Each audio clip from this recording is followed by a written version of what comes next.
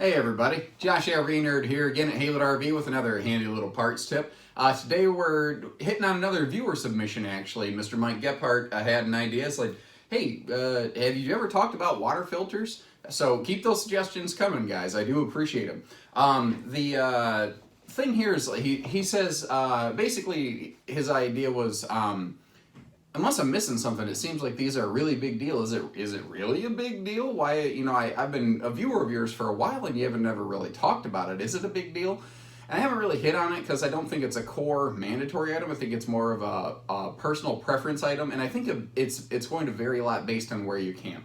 So first understand, for any facility to present a source of water as potable drinking water, it has to pass testing. It has to make sure it doesn't have lead and contaminants and blah, blah, blah. It can't have listeria in it or whatever. The quality of it, though, still may not be up to what you prefer. If the water is drinkable by humans and certified okay, that doesn't mean that it still smells good.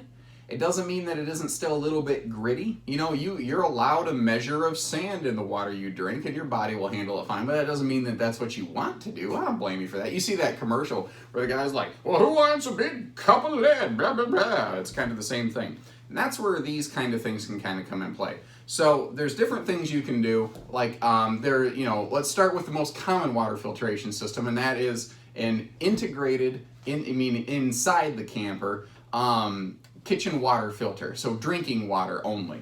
And that's kind of what these things are for. This is, I don't know if that glare is helping you. This is just a handy little recharge filter kit. Sometimes they're cotton, sometimes they're whatever else. But the idea behind these, they often have like carbon in them or something like that to help eliminate odor.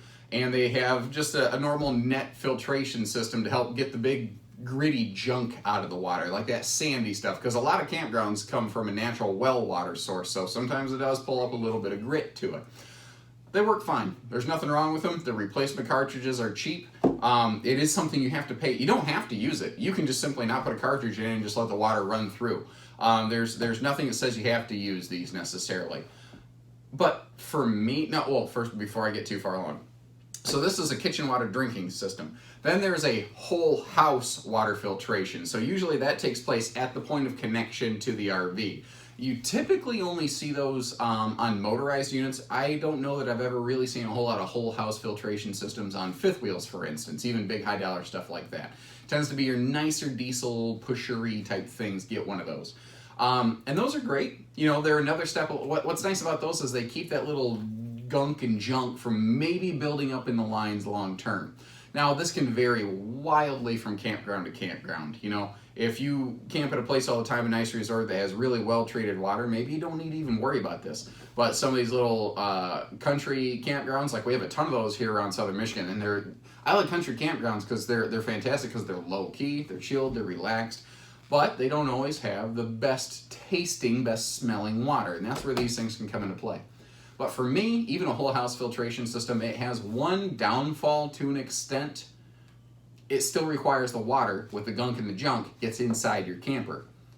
Ideally, I would like to try to remove that. And that's where something like this comes into play. This is this is once the water gets into the camper, we can filter it. This right here is a inline water filter system. So where you have the water inlet, say the spigot right on your campsite, you can hook this up, then you hook up your camper's water line that then goes to your camper. So it's a pre-screener. If I camp, when I camp, because I do, if I'm ever concerned about the water at a place, this is what I'll tend to use. I want to keep the junk from ever getting in. They're not expensive to replace. Actually, I don't think these are much more expensive. No, this is less expensive than that, so that's fantastic. The point is, though, this can keep it out. Now, what's neat is you can always add this on top of something like that. So just because your RV has a water system or a filtration system doesn't mean you can't still use an exterior inline.